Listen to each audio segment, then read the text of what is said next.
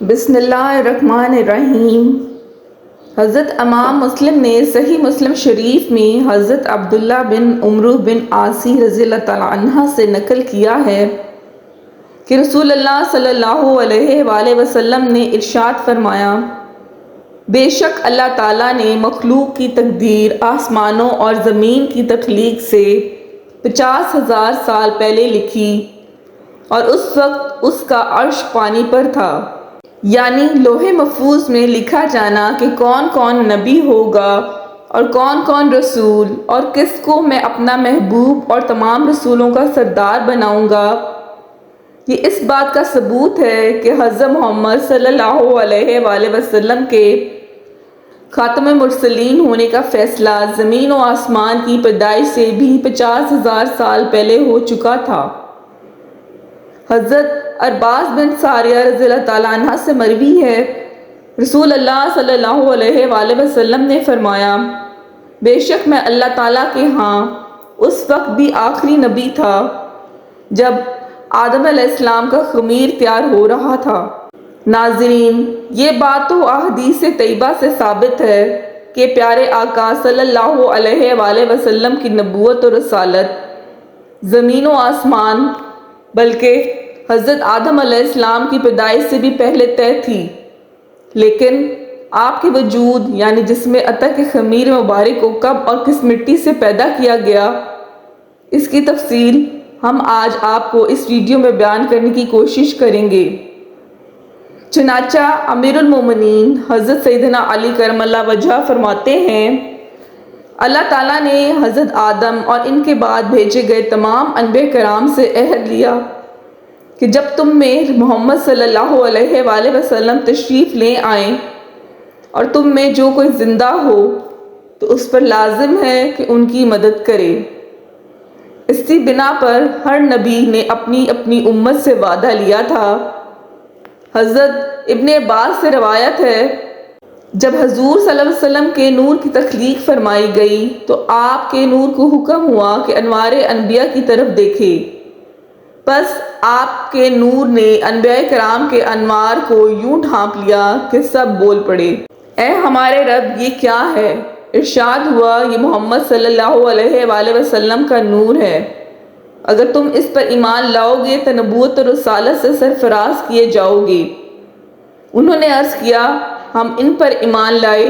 حکم ہوا، کیا میں تم پر گواہ رہوں؟ عرض کیا، بے شک تو گواہ ہے۔ حضرت ابن عباس فرماتے ہیں، اسی عہد و قرار کو اللہ رب العالمین نے قرآن مقدس میں یوں ارشاد فرمایا، اور جب اللہ تعالیٰ نے انبیاء کرام سے پکا وعدہ لیا کہ جب میں تمہیں کتاب و حکمت دوں پھر تمہارے پاس وہ رسول تشریف لائیں جو اس چیز کی تصدیق کرنے والے ہیں جو تمہارے پاس ہے تو ان پر ضرور ایمان لانا اور ضرور ان کی مدد کرنا۔ حضرت کعب احبار رضی اللہ تعالیٰ سے مروی ہے، جب اللہ عز و جل نے حضور صلی اللہ علیہ وسلم کی تخلیق کا ارادہ فرمایا